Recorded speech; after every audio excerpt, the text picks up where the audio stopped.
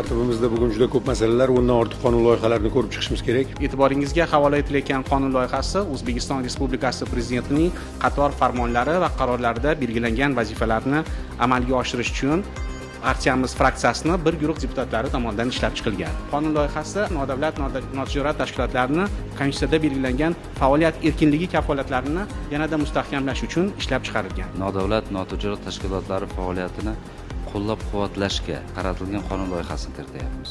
Cheklash nuqtai nazaridan oldimizda maqsad yo'q. Nodavlat notijorat tashkilotlarining juda ko'p ijobiy tomonlari bor, lekin tartib undan ustunroq.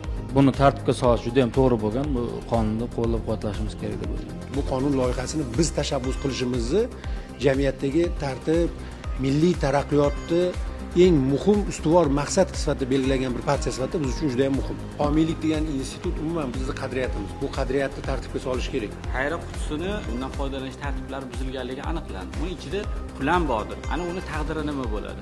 Ertaga bu aynan shu qonun predmetiga aylanib qoladimi, yo'qmi? Xayriya qutilari ham bu qonunning predmetimi? Ertaga bu qonun bilan ularni ham faoliyatini cheklab qo'yamizmi? Mahallani institutsional vakolatlaridan biri-ku mahallada yashayotgan kimgadir o'sha xayriya qilib yordam qilish, tashabbus qilish. Xuddi shunday. Mahallani bu vakolatini hozir cheklab qo'ymayapti.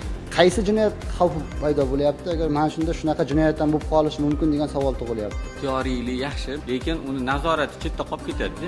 Bitta odamni boshiga musibat tushadi, 45 ta odam pul yig'adi. Bittasini maqsadi to'g'ri bo'lishi mumkin, 44 tasini maqsadi firibgarlik bo'ladi. Qonunda konseptual masala bu o'sha ishlamayotgan amaldagi ma'muriy javobgarlik to'g'risidagi kodeksimizda so'nggi yillarda amaliyotda biron marta ishlatilmagan normalarni chiqarib tashlash, masalan, telefon avtomatni shikastlantirish. Bu telefon avtomat bizda yo'q ketgan. 2019-2024 yillar davomida bironta unday huquqbuzarliklar sodir etilmagan. Shunaqa jinoyatlar borki, ularda ozodlikdan mahrum qilish jazosi ko'rsatilmagan. Ana shu holatda bu shaxslarga nisbatan qamoq qo'llab bo'lmaydi, lekin O'zbekistondan chiqib ketish xavfi bor.